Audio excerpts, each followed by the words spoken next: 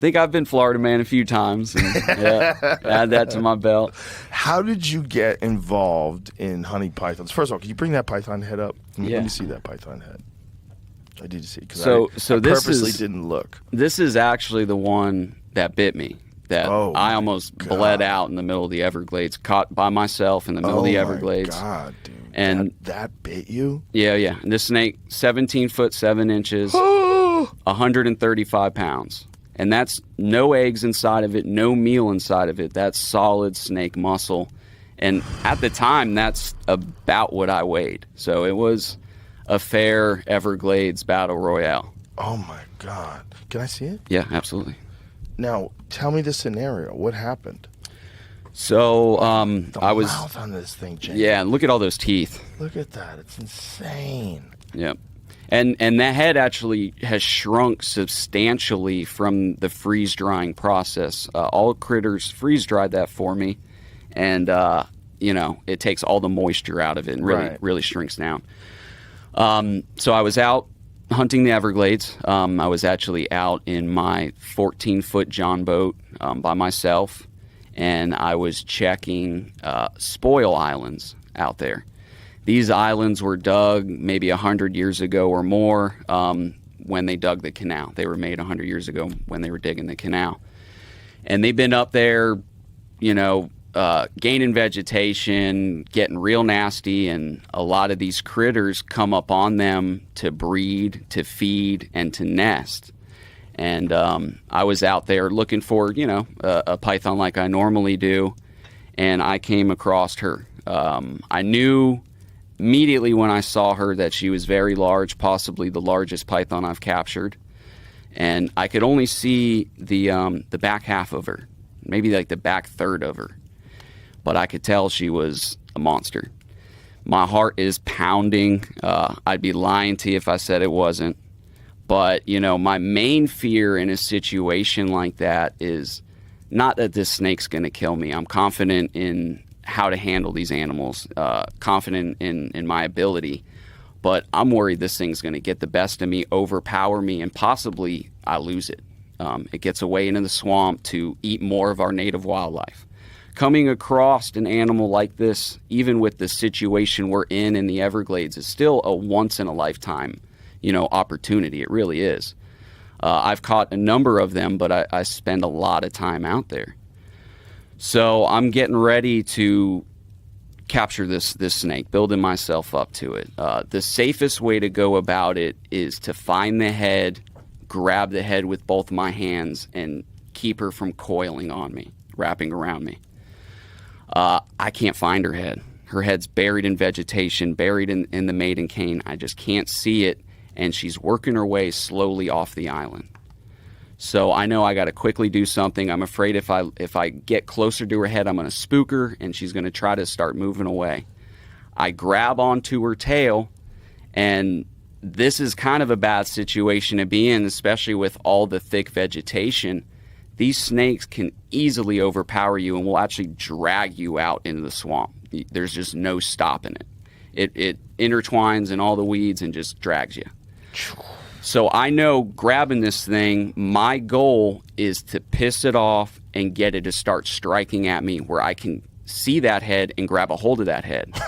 Otherwise, this thing's gone.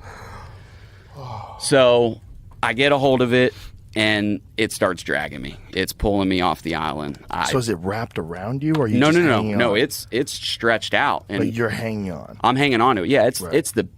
this thing's eating alligators, eating deer. It's the biggest thing out here. It's not worried about nothing. It's not scared of me. You know what I mean? It's kind of seeing what I'm doing.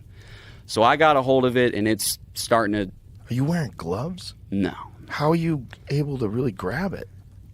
If I had gloves on, I wouldn't be able to grab it. I need my bare hands to be able to work and feel everything, have the grip. Gloves will just get in the way. Even something with like a texture to it? I don't want any of that. Okay. I don't want any of that. They just get in the way. So I got the snake dragging me out into the swamp, losing this battle. I'm able to dig my heels down into the limestone that I'm standing on, the limestone island, and I'm able to stop her. I'm not gaining on her, but I got her stopped, and we're kind of in this Everglades tug of war right now. And she starts to get pissed off. She starts hissing. She starts turning around on me. And this is what I want. But I got to not get bit. You know what I mean? Holy fuck. A snake this size, to my advantage, they're slower than a smaller snake. They have a lot of body mass. They're going to tire out quickly. And her strikes aren't going to be lightning fast.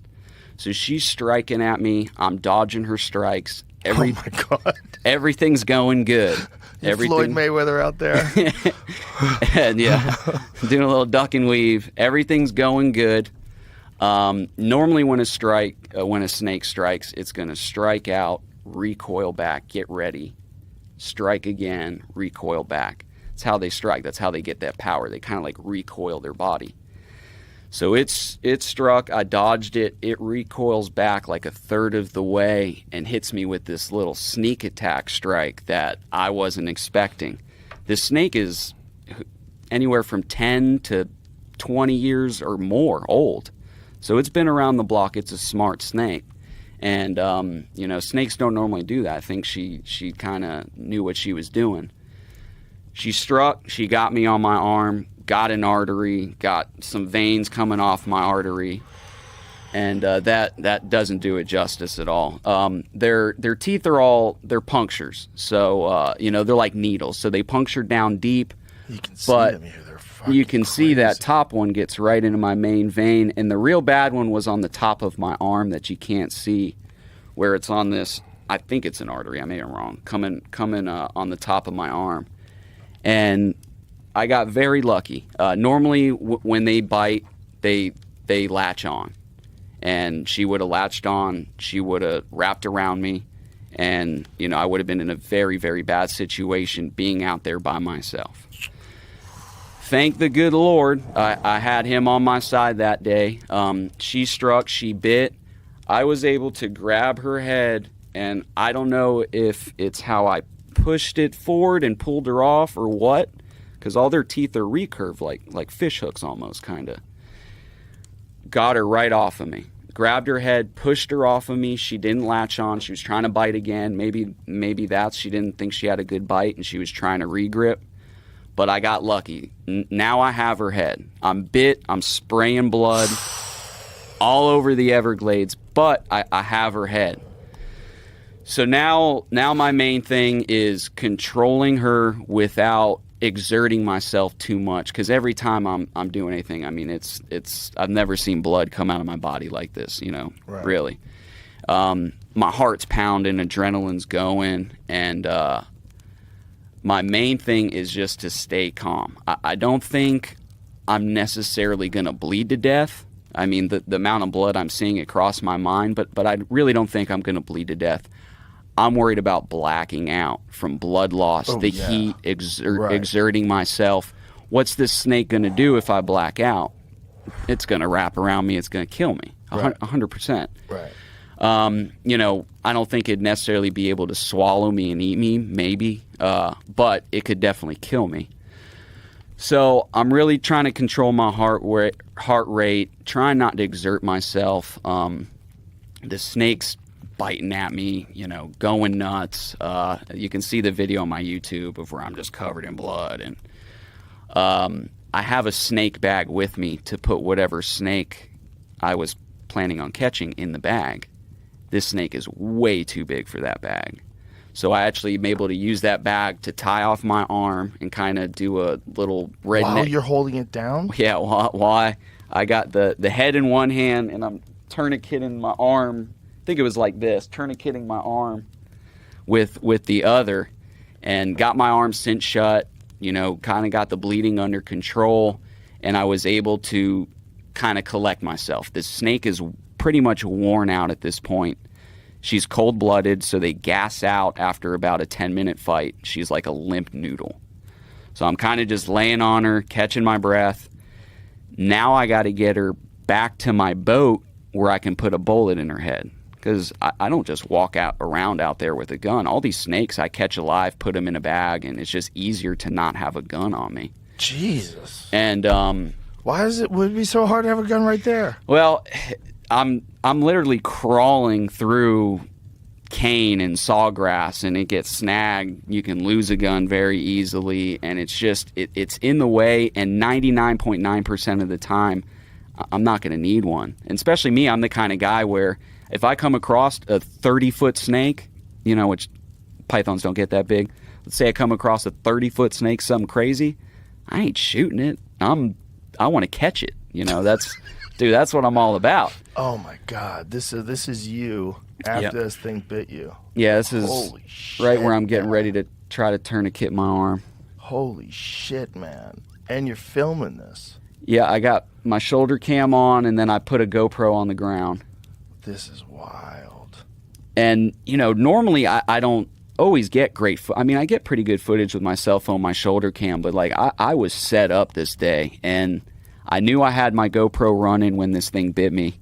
Are you cinching up at the top of your arm, above the wound? Above or the on wound. Okay. Above the wound. Yep, above the wound. And, you know, to be honest with you, the first thought that went through my mind when that thing bit me, and I have all these cameras going, and I see all this blood, is this video's definitely going viral. Just don't die. It would really go viral if you died. Yeah, I'm sure it would have. Yeah. Found GoPro footage. So and now you have to blades. carry this thing out while you're holding onto its head. Yeah, Wow, she really is like a limp noodle. While it's still alive. She really is like a wimp noodle. Yeah, once you she's beat gassed her. out. She is done. That's insane. She is done. Wow, man. Yep. That's man shit right there, son. Not a lot of human beings are capable of doing that and just keeping it together. It's creeping me out just watching you hold on to that thing as you're walking through the woods with it. What I think it is more than anything, and you know, I hate to kind of take away from myself, but it's what we're taught as kids. You know, we're taught to be fearful of snakes, that they're this evil, dangerous thing. And I can't tell you, I think that's why I've been so successful on social media, is these people, they just freak out watching these snakes. You know, they can't believe it. And they're not really that crazy. They're really not. I think you're just used to them. I think they're really fucking crazy. There's a reason why they're only in one state like this. Look at the size of that thing, man. That thing's enormous. And they eat alligators. Oh, yeah. I think they would eat you. I've really rescued 3 alligators from pythons. Wow. That's actually how I started my social media. Is I made the news, went kind of viral for rescuing an alligator from a python. I had a guy out on a guided hunt with me. He recorded it, videotaped it, and it, you know, made the news. And a local clothing brand, Flowgrown in Florida, made my Instagram, made my social media, and was like, "Dude, you gotta start using it. You know, we'll send you clothes." And that's really how it all got started. That's crazy. That's how it got started. That's amazing. Look at these things. And I actually, this was the smallest of the 3 I've rescued. It was the 3rd one that we finally got on video, because I never used to really record anything. Imagine how fucking confused alligators must be. Like, I thought we were at the top. We were at the top forever. Yeah. Oh, yeah. What happened? Yeah. What the fuck is going on? 2023, times are changing.